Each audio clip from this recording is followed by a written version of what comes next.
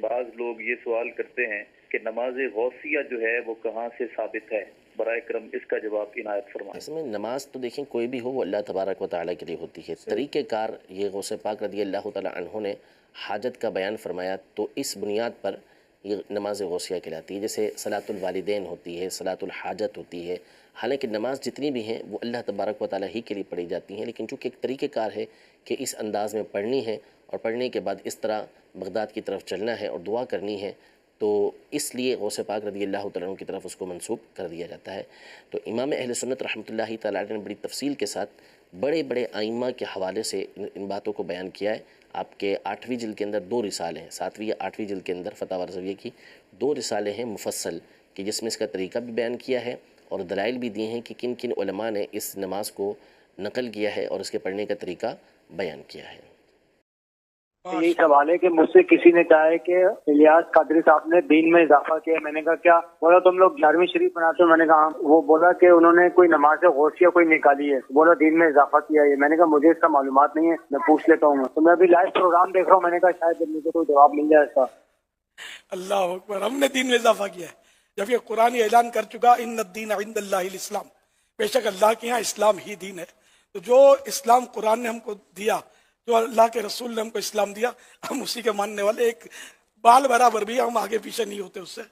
تو نماز غوثیہ کسی نے بھی نہیں نکالی، وہ بزرگوں سے ایک نماز چلی جاتی ہے اور نماز اللہ کے لیے ہی پڑھی جاتی ہے، ایک نفل ہے۔ جیسے صلاۃ و تسبیح پڑھتے ہیں، اشراق چاش وغیرہ پڑھتے ہیں، اور نفلیں ہیں نا، تو یہ بزرگوں سے ایک نفل چلے ہیں، اس کا نام نماز غوثیہ ہے، اسرار نماز غوثیہ۔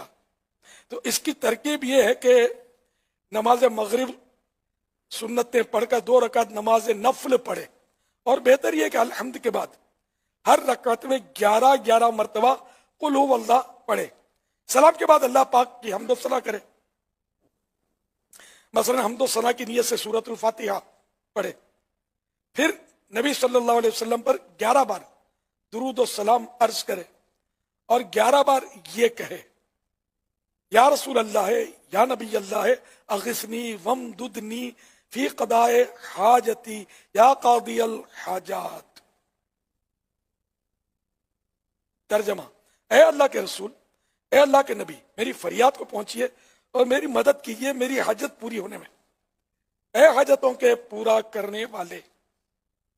پھر عراق کی جانب، عراق کے ڈائریکشن میں جس میں بغداد شریف ہے، عراق کی جانب 11 قدم چلے، اور ہر قدم پر یہ کہے یا غوث الثقلین یا کریم الطرفین اغثنی وامددنی فی قضاء حاجتی یا قاضی الحاجات، یعنی اے جنوں انس، اے جنوں اور انسانوں کے فریاد رس، اور اے دونوں طرف یعنی ماں باپ دونوں ہی کی جانب سے بزرگ، میری فریاد کو پہنچیے اور میری مدد کیجیے، میری حاجت، میری ضرورت پوری ہونے کی۔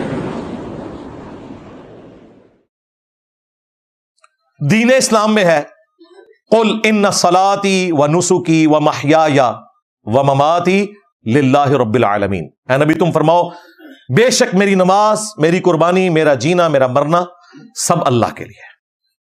اور دین تصوف میں بار شریعت میں لکھا ہوا ہے، جو اعلیٰ حضرت کے خلیفہ ہیں مفتی امجد علی، اور باپا جانی نے فضان سنت میں لکھا، اور ویڈیو میں طریقہ بتایا نماز غوثیہ کا۔ ہاں، دین اسلام میں نماز اللہ کے لیے ہے، دین تصوف میں عبد القادر جیلانی کی نماز ہے۔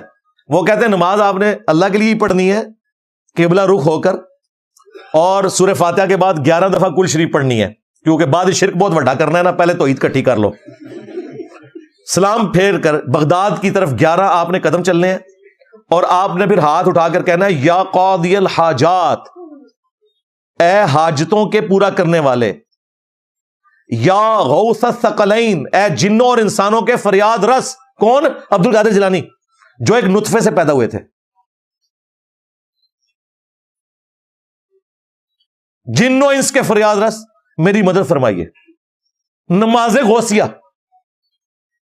اندازہ کرے، یہ ہے دین تصوف۔ یہ میں آپ کو کمپیریزن بتا رہا ہوں۔